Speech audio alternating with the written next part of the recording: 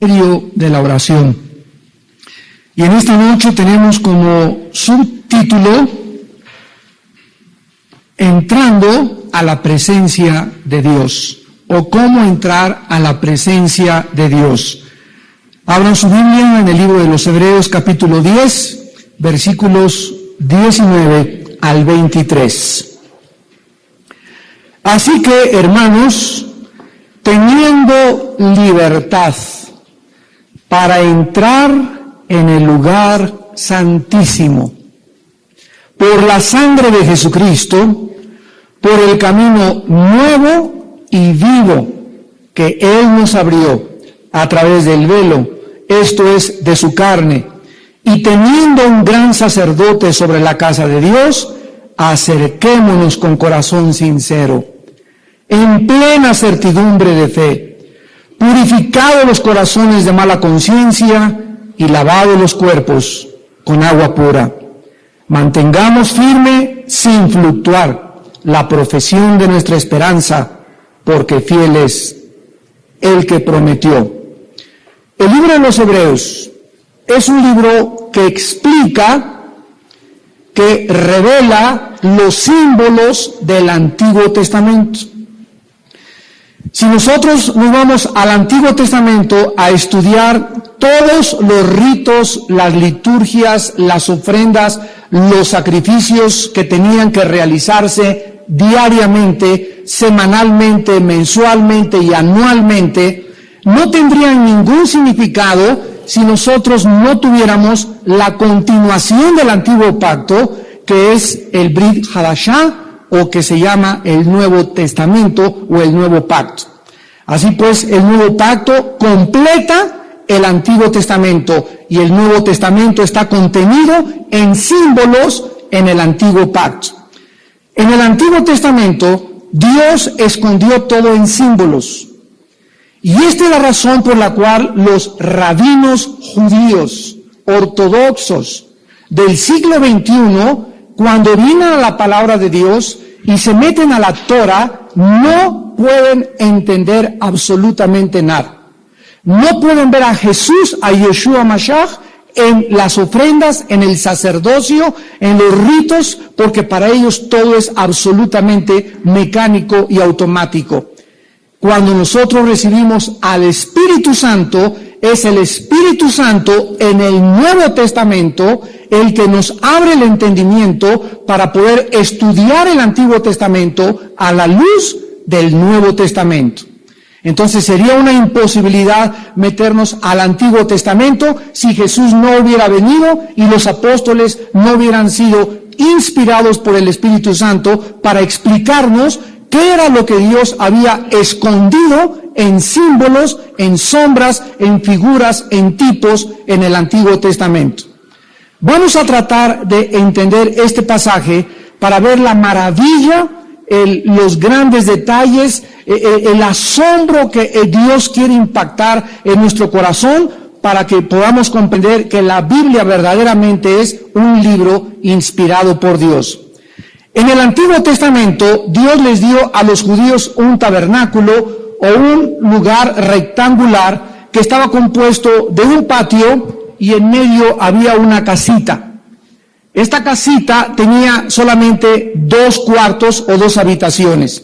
El primer cuarto se llamaba el lugar santo y el segundo cuarto se llamaba el lugar santísimo. Dios les da este tabernáculo a su pueblo Israel, a los judíos, para que ellos comenzaran a entender el anhelo, esto lo vimos en la primera y la segunda conferencia de esta serie, el anhelo que Dios tiene de volver a comunicarse con nosotros los seres humanos. Dios no nos creó solamente para soltarnos aquí en este planeta y ser terrícolas y no tuviéramos ningún propósito definido para vivir, ningún significado en nuestro destino, ni que tampoco supiéramos que con esta vida se acaba todo, sino que hay otra vida. Dios quiere que nosotros podamos entenderlo a Él, conocerlo a Él y en medio de las cosas que no veamos, confiar en Él porque Él lo ha dicho. Esto es lo que se llama el justo por la fe vivirá. Entonces Dios les da el tabernáculo a los judíos y establece o instituye lo que se conoce como el orden sacerdotal levítico. De todo el pueblo de Israel, él toma a una tribu llamada de Leví y toma a una familia de todo Israel, que es la casa de Aarón, para que solamente de la tribu de Leví y solamente de la casa de Aarón pudiesen ellos fungir en el papel de mediadores. O sea que el pueblo no podía venir al tabernáculo y ofrecer sacrificios más que los sacerdotes. Eran el único grupo selecto, escogido por Dios, el único cliché que existió, que podían entrar al tabernáculo, ofrecer un sacrificio y entonces recibir del pueblo, ¿verdad? Ofrecer al pueblo el perdón de los pecados a través de la ofrenda o del sacrificio. Ahora bien, había entre todos solo un sumo sacerdote. Los sacerdotes eran el símbolo de todos nosotros, la cristiandad. Primera de Pedro 2:9. Ahora nosotros somos un real sacerdocio, una nación santa. Todos los cristianos, en el momento de nuestra conversión, nos convertimos en sacerdotes de Dios. La palabra idiasis en el griego significa el que intercede o el que medía por otro. En el Antiguo Testamento solamente era un grupo selecto llamados los sacerdotes del orden de Leví y de la casa de Aarón. Y el sumo sacerdote es un símbolo en el Antiguo Testamento de la persona de Jesucristo.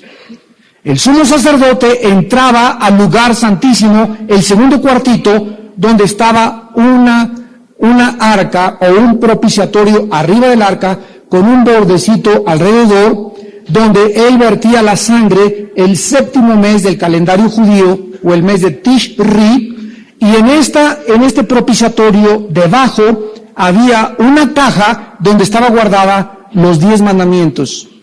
Estaban guardada el maná, una muestra del maná, y estaba guardada la vara de Aarón. Entonces, cuando el sacerdote ponía la sangre en el día de Yom Kippur, o el día de la expiación, sobre el propiciatorio que tenía un bordecito alrededor para que no se cayera la sangre, había 2 querubines que estaban mirando hacia el propiciatorio donde la sangre era vertida. En el momento en que la sangre caía en el propiciatorio, Dios tenía misericordia del pueblo y el pueblo podía ser cubierto de sus pecados. ¿Qué es lo que nos enseña esto en símbolos? Que debajo estaba la ley. Cuando la sangre estaba arriba de la ley, Dios no juzgaba. La ley quedaba debajo de la sangre. La ley decía que el alma que pecare debe de morir, porque la paga del pecado es la muerte. Pero la sangre arriba del propiciatorio cubría la ley que estaba debajo, los 10 mandamientos, y entonces Dios tenía misericordia. Al ver la sangre, el pueblo recibía la cubierta o la expiación de sus pecados. Esto es un símbolo precioso de la cruz del Calvario. Ahora bien, este sumo sacerdote tenía, antes de poder entrar al segundo cuarto, una cortina que era un velo. O sea, si entrásemos nosotros de aquí hacia el lugar santísimo, aquí es el lugar de los sacerdotes y aquí es una cortina. Y antes de entrar al lugar santísimo, esa cortina impedía el paso a los demás sacerdotes. ¿Qué simbolizaba esa cortina? Cuando Cristo en la cruz del Calvario muere, 3 sucesos sobrenaturales se llevan a cabo. Número 1, un gran terremoto. Número 2, tinieblas cubren la tierra. Y número 3, el velo o esa cortina que estaba en el templo judío se rasga de arriba hacia abajo. Y el libro de Hebreos nos muestra que esa cortina era un símbolo de la carne o del cuerpo de Jesucristo. Y cuando el cuerpo de Cristo en la cruz es hecho pedazos, se rompe la cortina porque era lo que impedía el acceso al lugar santísimo. O sea que nadie podía entrar en el Antiguo Testamento al lugar santísimo más que el sumo sacerdote. Y lo que impedía el lugar, la entrada, era la cortina o el cuerpo de Cristo. El cuerpo de Cristo tenía que ser molido y tenía que llevar nuestros pecados para que se abriera el camino y el ser humano tuviese libertad ahora de entrar a la presencia de Dios ya sin ningún sacerdote, sin ningún mediador. sin la intervención ni la mediación ni de Santa Catalina, ni del niño de Atoche, ni de fulano de tal, más que por la sangre preciosa de Jesucristo. Roma se brincó la cruz. Y en la iglesia romana se continúa llevando a cabo los ritos del sacerdocio levítico que quedaron obsoletos cuando Jesús murió en la cruz. Y Roma cree que todavía hay un grupo de personas llamadas sacerdotes. Y que solo ellos pueden, ¿qué cosa? Hacer expiación por nuestros pecados. ¿Cuándo se hace esta expiación por los pecados? En cada misa. De cada 100 católicos que les he preguntado con mucha humildad y con mucho amor, sin afán de agredirles ni mucho menos, oye, ¿tú realmente sabes lo que es la misa? El 98% no te contesta esta pregunta. Te dicen es la hostia, es la comunión, etcétera, etcétera. Pero escucha y apúntalo. De acuerdo al Concilio de Trento, la misa es la repetición del sacrificio de Cristo por los vivos y los muertos.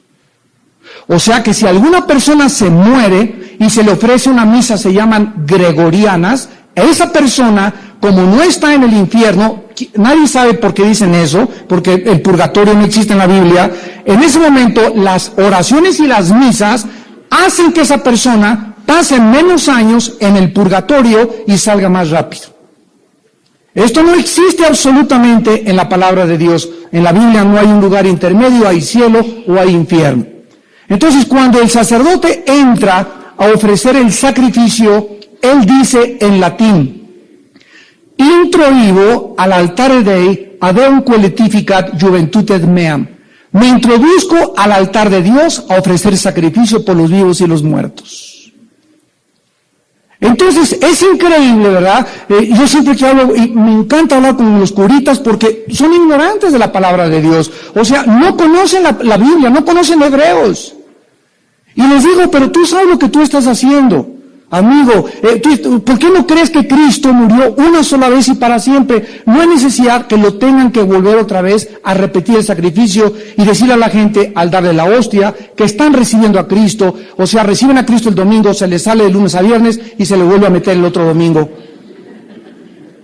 Todas estas cosas formaron parte de nuestra cultura, de nuestra educación. Yo fui lasallista y le doy gracias a Dios por la cultura que recibí y la educación académica, la primaria, secundaria, preparatoria y universidad, la hice en colegios de La Salle. Académicamente son un grande educación y escuelas, pero todo lo que me enseñaron tergiversado, cuatrapeado, porque jamás me acuerdo nunca que hayamos leído ni siquiera la Biblia. Ahorita, gracias a Dios que hay muchos católicos que están leyendo la Biblia, y gracias a Dios por eso, porque las vendas se le están comenzando a caer y darse cuenta que el cristianismo no es solamente de 11 a 12 el domingo, y de lunes a viernes me porto como el diablo, y otra vez el domingo a ofrecerle sacrificios a Dios. Pero esto es importante porque, vuelvo a repetir, Roma cree todavía que hay un grupo especial, y la Biblia dice en 1 Pedro 2:9, se lo podemos enseñar a nuestros amigos católicos, que todos somos sacerdotes ya. Está en la Biblia de ellos, en la Biblia de los Testigos de Jehová, en la Biblia de la Nácar Colunga, en la Torre Samad, en la Biblia de Jerusalén. En cualquier Biblia está 1 Pedro 2:9. Podemos enseñarles 1 Timoteo 2:7, porque no hay más que un mediador entre Dios y los hombres, Jesucristo hombre. Podemos enseñar Hechos 4:12, porque no hay otro nombre dado bajo el cielo a los hombres en quien podamos ser salvos. Pero ¿qué fue lo que sucedió? Se brincaron la cruz y comienzan a nombrar a las personas que se dictamina que no rompieron un plato, se les beatifica y se les hace santos. Y entonces el pueblo ya puede orarle ahora a Juan Diego, un personaje que ni siquiera existió en la historia. Y nos damos cuenta, ¿verdad?, que ya no tengo que ir a tener el San Cristóbal, el patrón de los choferes, el patrón de los deportistas, el patrón de las guadalupanas, el patrón de esto, el patrón de aquello, Virgen de la Macarena, Virgen de Lourdes, Virgen de Guadalupe, Virgen de la Atoche, Virgen de Guayaquil, Virgen de Ecuador. Señoras y señores, el nombre de la Virgen, la Santa Madre de Jesús, se llamaba María. No se llamaba de Atoche, ni de Lourdes, ni de Guayaquil, ni era prieta, ni morena. Era una mujer normal del Medio Oriente y es la madre de Jesucristo, y su nombre es María. No es de Lourdes, no es de Macarena, no es de Zapopan, no es de Los Lagos. No hay más que una sola Virgen y un solo Salvador: María y Jesucristo. Y cuando entendemos esto a la luz de la Biblia, le damos gracias a Dios de tanta ignorancia en la que nosotros veníamos arrastrando. Ahora ya tiene sentido Hebreos 10:19. Así que, hermanos, teniendo libertad, o sea, no había esta libertad antes de Cristo. Insisto, solo un hombre, el sumo sacerdote, podía entrar al lugar santísimo. ¿Qué era el lugar santísimo? El símbolo de la presencia de Dios, donde se encontraba el Shekinah, la gloria de Dios en el lugar santísimo. Ahora tenemos libertad para entrar a este lugar. ¿Quién pudo propiciar nuestra entrada ahora?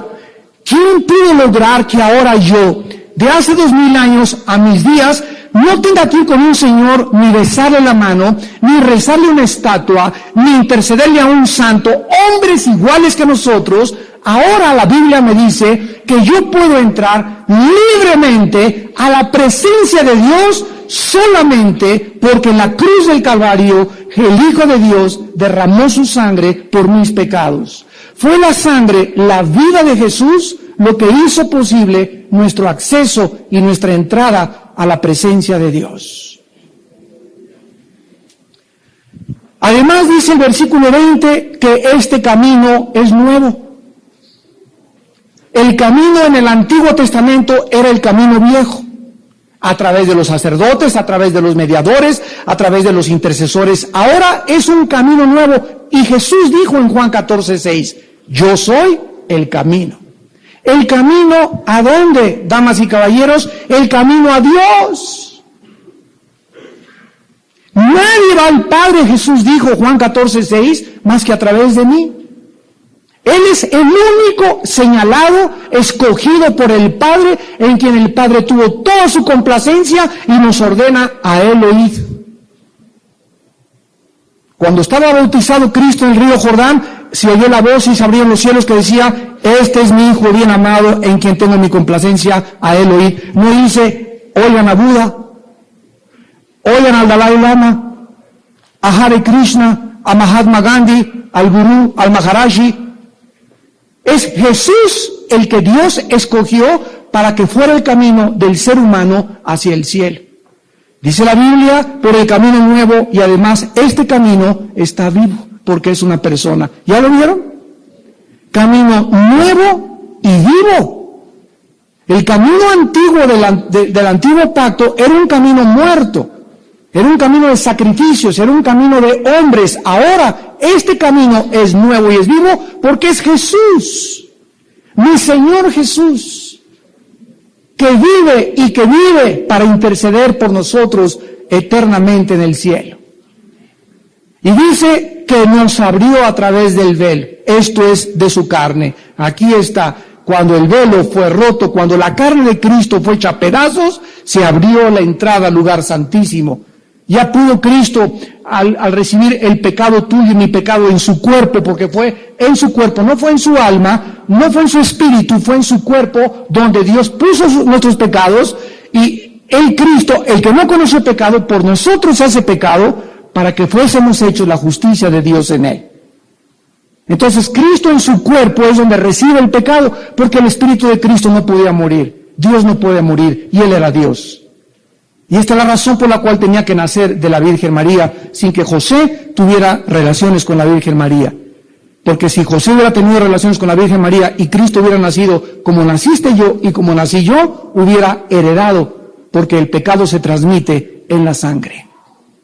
Esto fue descubierto hasta 1860 por el monje austriaco Mendel, cuando descubrió los inicios de la transmisión genética de los chícharos y donde se demostró que había realmente de un ser humano a otro ser humano en los genes la transmisión de características hereditarias que todos hemos recibido. Dice en Romanos 5:12, porque así como el pecado entró al mundo por un hombre, y el pecado pasó a todos los hombres, así la muerte pasó a todos los hombres por cuanto todos pecaron. Vamos con detenimiento. Así como por el pecado entró la muerte al mundo, y por el pecado la muerte pasó, esta palabra pasó, es una palabra genética.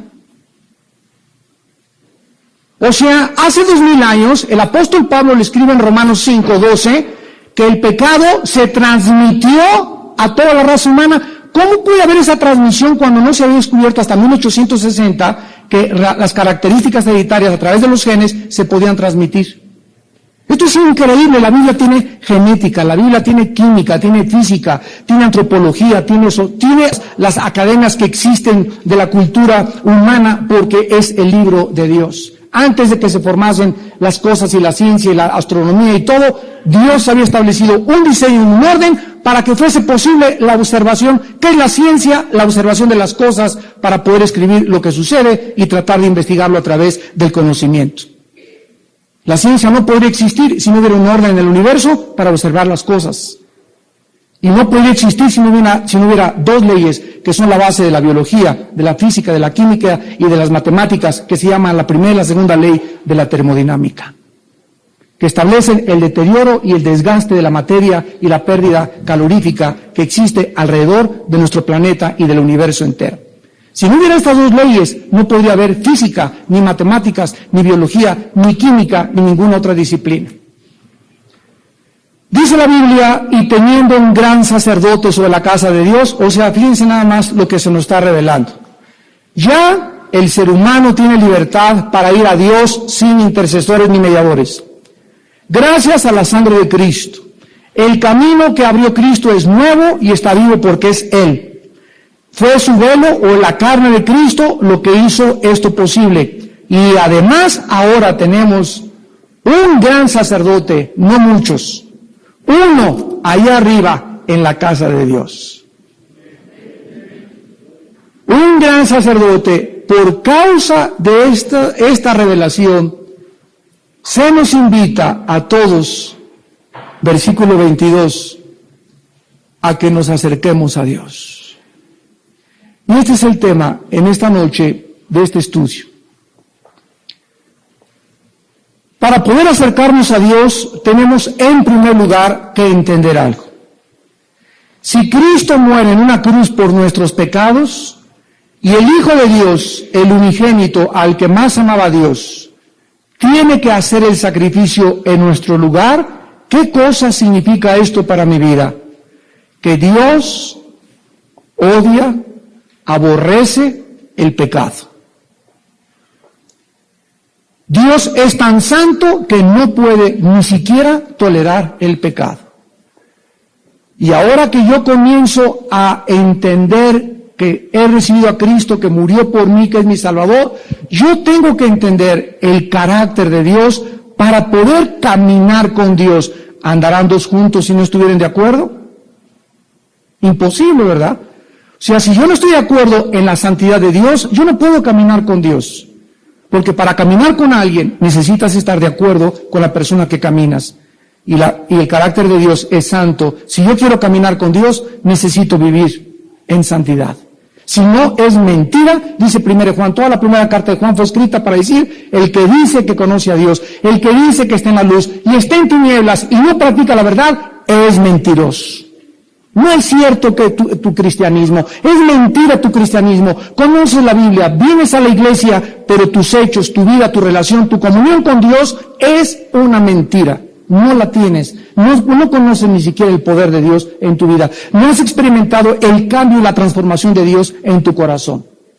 Entonces Dios es un Dios santo. Y la palabra santo significa puro. Dice en Mateo 5, dichosos los puros de corazón, porque ellos verán a Dios.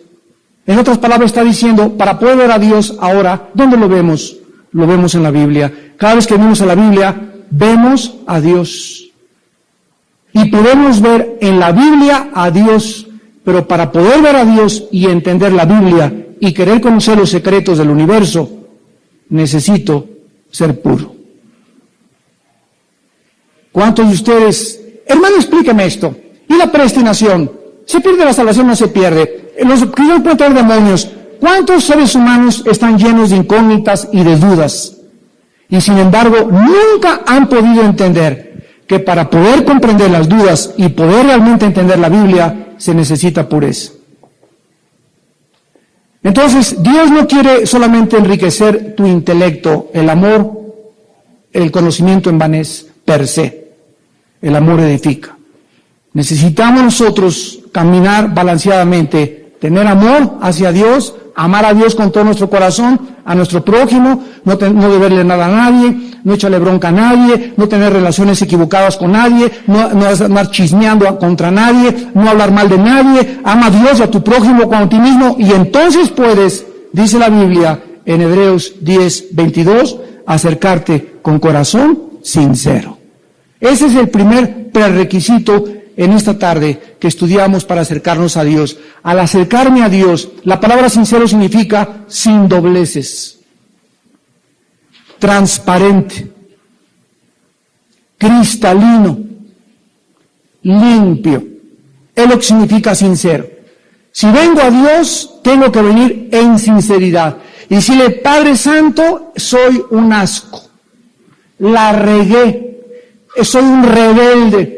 No amo a mi esposa, no amo a mi esposo, ando ahí con los ojos relinchando detrás de cada muchacha que pasa. Padre, este alcohol no me deja, la Golden de Acapulco me trae pero bien mareado siempre, los pericos que me meto. Tenemos que ser sinceros delante de Dios, porque estamos delante de un ser que nos conoce íntimamente. No puedo venir con Dios hipócritamente. Ay, Señor, te pido por mi hijito, te pido que me sanes aquí mi hígado y mi páncreas, te pido esto, y me volteo y a mi vieja, cállese y métase para la casa. O no pago impuestos, o estoy robando, o estoy transando. Eso es hipocresía, y Dios odia la hipocresía. Y esta es la razón por la cual muchas veces no podemos ver el poder de Dios en nuestra vida, porque Él no puede contestar nuestras oraciones. Tenemos que entender que debemos de ser genuinos y auténticos al venir a Dios. Esta es la razón por la cual la Biblia dice, Salmo 66:18, si en mi corazón hubiese yo visto la iniquidad, el Señor no me habría escuchado. Proverbios 28:13, el que esconde o el que cubre sus pecados no prosperará, mas el que los confiesa y se aparta, alcanza misericordia.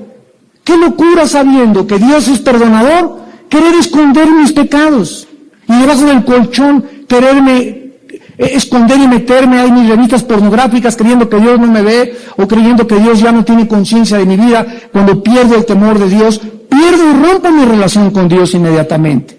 Ya no puede Dios contestarme, ya su gracia deja de operar en mi vida se vuelve crítica, me vuelvo irritable, en mi mente hay confusión, para todo me molesto, comienzo a vivir en la carne, comienzo a vivir como miserablemente, porque el pecado trae miseria. Y Dios nos quiere evitar todos estos problemas. Ya la vida tiene demasiados problemas como para que todavía los agreguemos viviendo en pecado. Esta es la razón por la cual dice Dios a los jóvenes, no forniquen. Dios quiere evitarte problemas.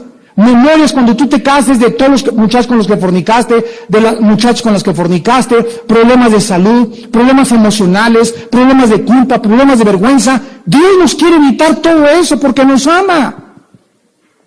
A los casados les dicen, no cometan adulterio. El que comete adulterio es falto de entendimiento, corrompe su alma el que tal hace. Heridas, vergüenza. ¿Cuándo te perdonará tu esposa? ¿Cuándo te perdonará tu esposo? ¿Cuánto tiempo pasará para que puedas rehabilitar y restaurar tu mente otra vez, y tu corazón y tu testimonio con tus hijos y con tus vecinos y con tu familia? Todo esto Dios nos lo quiere evitar, y por eso nos dice, no cometerán inmoralidad, porque nos ama. El que no escatimó a su Hijo, ¿cómo no nos dará todas las cosas? Sus mandamientos no son para restringir nuestra libertad, son para que aprendamos a usar esta libertad que Él nos dio en la santidad. Acerquémonos con corazón sincero. En segundo lugar, en plena certidumbre de fe. ¿Qué significa esto?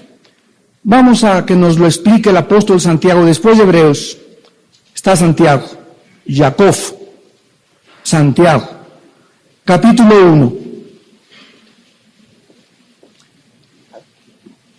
Dice en el versículo 2 al versículo 8, Santiago 1 del 2 al 8, hermanos míos, tened por sumo gozo cuando os halléis en diversas pruebas, sabiendo que la prueba de vuestra fe produce paciencia. Esto es asombroso. Esto es incongruente racionalmente. Se nos invita a que nos gocemos en los problemas. ¿Es posible esto?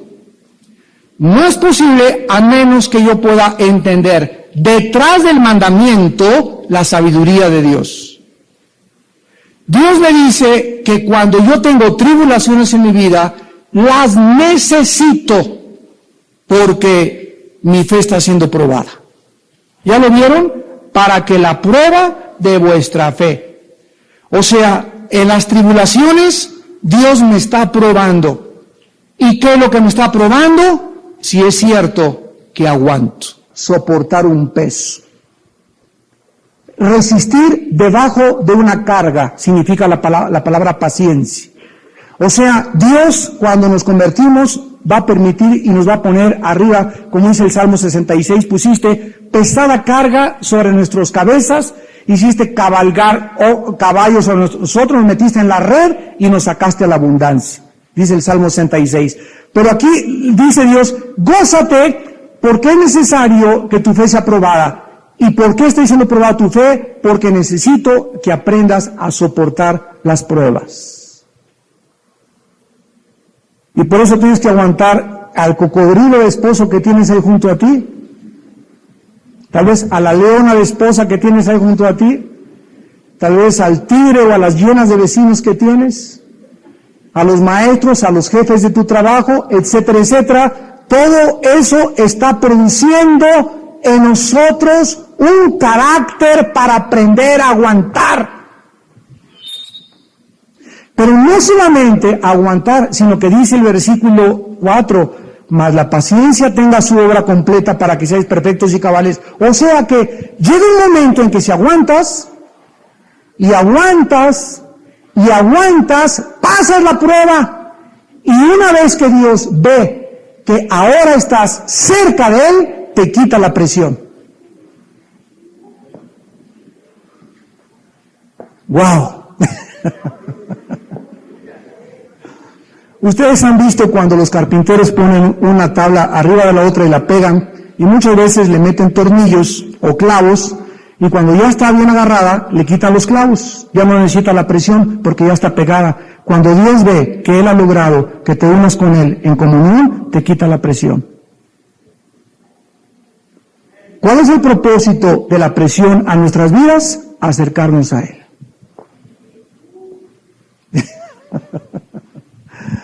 Y hasta que aprendamos eso, Dios no te va a quitar la presión. Entiéndelo. Te haré entender Salmo 32 y te enseñaré el camino en que debes andar. Sobre ti pondré mis ojos. No seas como el buey o como la mula, que no vienen a ti, sino es con cabresto o con freno. O sea, los caballos tienen un freno que se les pone, que es como un puente, y cuando el jinete le jala la rienda al caballo, este freno, ese puente, se le entierra en el paladar al caballo, y cuando el caballo siente el dolor, asocia el dolor con la obediencia, porque es un bruto, es un animal. Si yo dijera, párate Pinto, y no le tengo que jalar la frenda, pues se pararía, pero él no me va a obedecer si le digo, párate Pinto, le tengo que aplicar dolor, para que él pueda entender que es hora de que se pare, y que me obedezca. Y dice Dios que Él no nos quiere tratar así. Que si tú entiendes, sin que te tenga que aplicar dolor, entonces te va a tratar como a un hijo. Porque Dios al que ama, se lo cuarea. Y duro que nos da. Ahora dice en el versículo 5, si alguno de ustedes tiene falta de sabiduría, pídala a Dios. O sea, aquí en el contexto implica que si nosotros no entendemos, ay Señor, ¿por qué me chocaron mi carro? Ay Señor, ¿por qué está enfermo mi niño? ¿Por qué se enfermó mi esposa? ¿Por qué me pasó esto? ¿Por qué me corrieron mi trabajo? En ese momento, cuando la confusión entra y nos comienza a embargar, es peligrosísimo correr y alejarte de Dios. Todo lo contrario, cualquier prueba que tengas, corre a hincarte. Híncate inmediatamente, busca al Señor con todo tu corazón. No es con tu compadre, ay, pues así son todas las viejas, saca el tequila Centenario, mi amigo. Ay, pues esto es así, porque así tiene que ser. Y no, que quítate, mujer, que me corrió del trabajo. No estás viendo cómo está la situación. Y tú, ¿qué hay, chamaco del diablo? Sáquese de aquí. Y en lugar de que las tribulaciones nos enardezcan, nos amarguen, que es el efecto natural de los que no son hijos de Dios, en nosotros debe producir paciencia y acercarnos a Él. Si es que eres hijo de Dios e hija de Dios. Y en ese momento, Padre Santo, ¿qué voy a hacer? Le pido sabiduría. Si alguno no tiene sabiduría, ¿qué es la sabiduría? Es la capacidad que Dios nos da en la inteligencia para comprender los métodos con los que Él nos trata. Esa es la sabiduría. Padre, no entiendo lo que está pasando en mi vida, pero confío en ti. Aunque como Job, aunque Él me quitara la vida, seguiré confiando en Él. Porque yo sé que mi Redentor vive y aún de deshecha está mi piel en mi carne de ver a Dios. Y ahí comienzas a confiar, Él es mi pastor, nada me faltará, de esto vamos a salir, ven mi amor, en lugar de pelear en tu casa, ven a mis hijos, vamos a orar, vamos a cantar, aleluya, gloria a Dios, y tus vecinos, oye, ¿ya viste aquel que perdió el trabajo en su casa? Hay música cristiana, están bailando, están re locos, ¿verdad? Así es, esto el mundo no lo entiende, y nosotros entendemos que por nada debemos estar afanosos. Si no sean conocidas las peticiones, Filipenses 4, 6 y 7, con todo ruego y súplica y la paz de Dios, que sobrepasa todo entendimiento, guardará nuestros pensamientos y nuestro corazón en Cristo Jesús. En el momento en que estemos afligidos, atribulados, no tratemos de huir. Ahí es cuando Dios te dice, entre el Mar Rojo y Egipto, quédense quietos y vean mi salvación.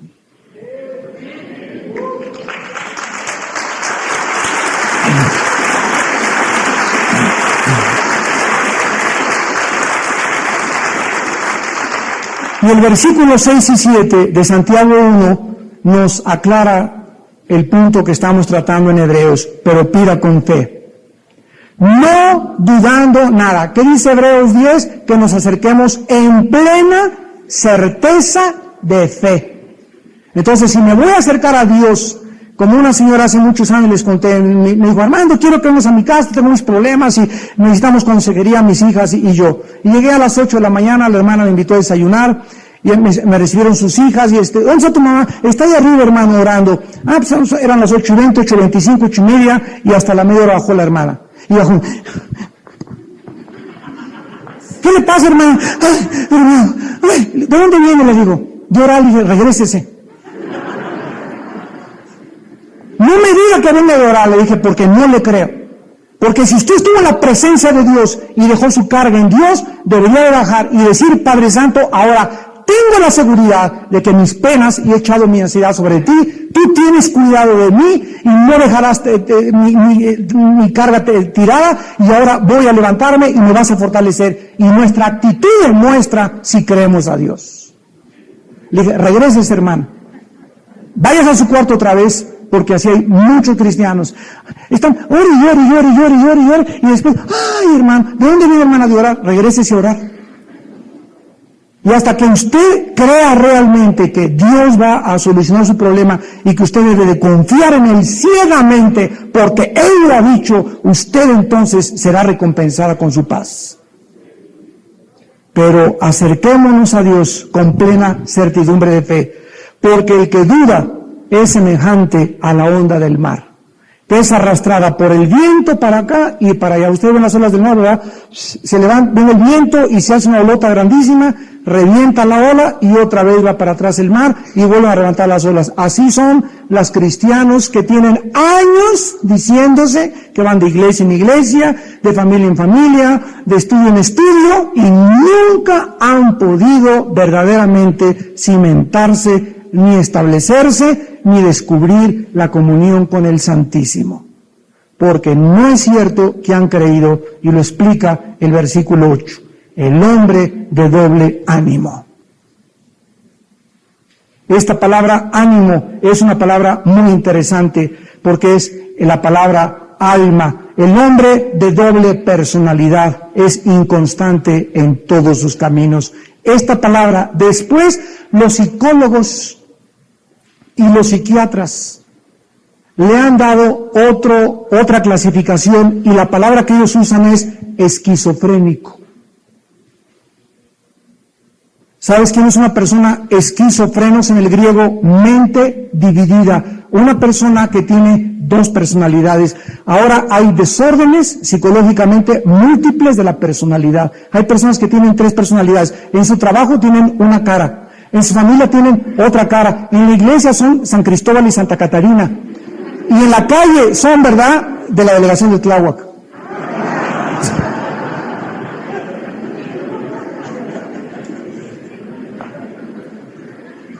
Y regresamos para terminar con Hebreos. De veras, qué triste.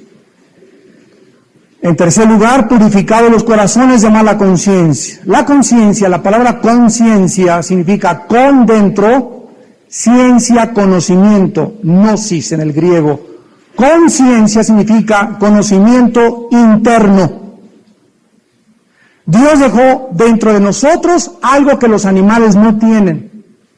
Un león llega y mata un venado y no ande con las lágrimas a los 3 días el león con culpa de que mató un venadito. Ellos matan por instinto, por un patrón que no han aprendido. Nosotros no tenemos eso, nosotros tenemos una conciencia que es como un juez que Dios dejó dentro de mi ser, que cuando hago algo bueno me llena de satisfacción, me siento contento, tengo paz. Cuando hago algo malo, siento culpa, siento vergüenza, pesadillas, no puedo dormir, irritable, estoy confundido, no estoy contento con mi vida porque mi conciencia me atormenta. Entonces, cuando yo llego a Dios, yo no puedo traer una mala conciencia. ¿Qué es una mala conciencia? De verle a alguien, algo a alguien, por ejemplo. ¿Qué es una mala conciencia? Venir con Dios y orar: Padre, te pido en esta noche que me des trabajo, etcétera, etcétera. ¿Cuándo tengo una semana que no le pido perdón a mi esposa? Eso es una mala conciencia. Cuando aquí en la librería vine y compré libros y tengo 6 meses que no doy un solo abono. Me estoy haciendo el pato con los abonos. Cuando no quiero pagar lo que debo. Esa es una mala conciencia. ¿Cómo puedes atreverte a acercarte a Dios con esa conciencia, o a lo mejor ya está cauterizada en tu vida? Y cuando la conciencia se cauteriza, es cuando se endurece el corazón. Y cuando se endurece el corazón, se pierde la sensibilidad de la dirección del Espíritu Santo. Y finalmente dice: y lavados los cuerpos con agua pura. Los sacerdotes bajo el antiguo pacto, antes de entrar al lugar santísimo, se lavaban.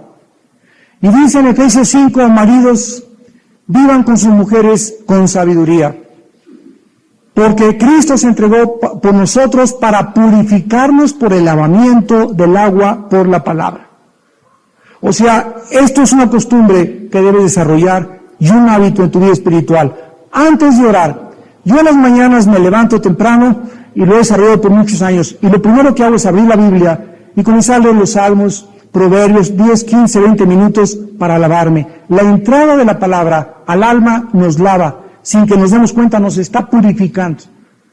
Y comienzo a decirle: Padre Santo, examíname, conóceme, cómo traté a mi esposa anoche, ayer, a mis hijos, cuál es mi problema, tengo alguna actitud que tú me quieras mostrar. Espíritu Santo, ilumíname para poder presentarme a Dios y tener la seguridad que lo que hoy en la mañana le pedí a Dios, Dios me lo va a conceder. Porque Él dijo: pidan para que vuestro gozo sea cumplido. Oremos.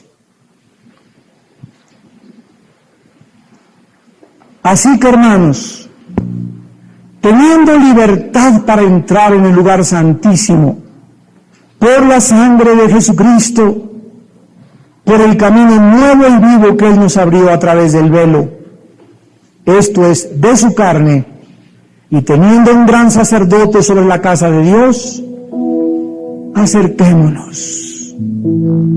Oh Padre, gracias por el privilegio que nos das de acercarnos a ti, fuente de agua viva. En tu presencia hay plenitud de gozo. Solo cerca de ti nuestra alma puede descansar. Solo cerca de ti, Señor, puede nuestra alma tener dirección y paz, salud, bienestar y dirección a nuestra vida. Si ustedes permanecen en mí, dijo Jesús, y mis palabras permanecen en vosotros, pídanme todo lo que quieran, porque el anhelo de mi Padre es que lleven fruto y que vuestro fruto permanezca, porque separados de mí, nada, absolutamente nada podrán hacer. Acerquémonos con corazón sincero, en plena certidumbre de fe, purificados los corazones de mala conciencia, y lavémonos con la palabra. Padre, te damos gracias por la oportunidad que nos das de acercarnos en este momento al trono de tu gracia. Señor, te estamos pidiendo en esta noche por nuestra familia, nuestro matrimonio, nuestros hijos. Bendice, Padre, aumenta tu bendición sobre nosotros y nuestros hijos. Te pedimos por la iglesia a la que cada uno de nosotros pertenecemos, que nos bendigas, que bendigas a nuestros pastores, que les des sabiduría para guiarnos y mostrarnos tu voluntad. Te pedimos por nuestros gobernantes, Padre, por nuestro presidente Vicente Fox, por su familia, por el gobernador de cada estado de la República Mexicana, por el Distrito Federal donde vivimos, Señor, que tengamos paz, que nos abras puertas para penetrar con tu palabra en la Cámara de Legisladores, que los diputados, los senadores, los jueces, los magistrados, los políticos puedan, Señor, entender que la justicia engrandece la nación y que no puede haber paz sin antes haber justicia. Padre, usa nuestras vidas como instrumentos de tu gracia y de tu poder en esta vida tan corta que nos has concedido tener, para que la aprovechemos redimiendo el tiempo, porque los días son bastante malos. Ahora tal vez haya en esta noche alguna persona o varias personas que aún no tienen la maravillosa esperanza de la vida eterna. Tal vez tú en esta noche eres religioso o religiosa, pero no tienes la persona del Hijo de Dios. La Biblia dice que el que tiene al Hijo tiene la vida, y el que no tiene al Hijo, aunque tengas una religión, no tienes la vida eterna. ¿Qué puedo hacer?, me preguntarás, para que en esta noche yo pueda salir de este lugar con la absoluta certidumbre, certeza y seguridad de que mis pecados han sido perdonados y que puedo acercarme ahora a Dios con una conciencia libre de pecado. La Biblia dice: arrepiéntete de tus pecados. Arrepentidos, si no igualmente todos pereceréis. Arrepentirse es reconocer que has vivido una vida equivocada, que estás ofendiendo a Dios con la forma como vives, y que si tú mueres en tus pecados, te condenas eternamente en el infierno. Arrepentirse es volverte a Dios con todo tu corazón y decirle que crees que en la cruz Cristo murió por ti y que pagó con su sangre para que tú pudieses desde este momento acercarte a Él con un corazón sincero y decirle que gracias a la muerte de su Hijo Él nos acepta en el lugar santísimo. Y ahí desde tu lugar dile a Jesús: Señor, entra a mi vida en este instante, perdona mis pecados, creo que tú eres el único Mesías, el único mediador, el único Salvador. Creo que a los 3 días resucitaste moriste y que ahora estás vivo para vivir intercediendo por mí. Te recibo en mi vida como mi Señor, en el nombre de Jesús. Bendito Salvador.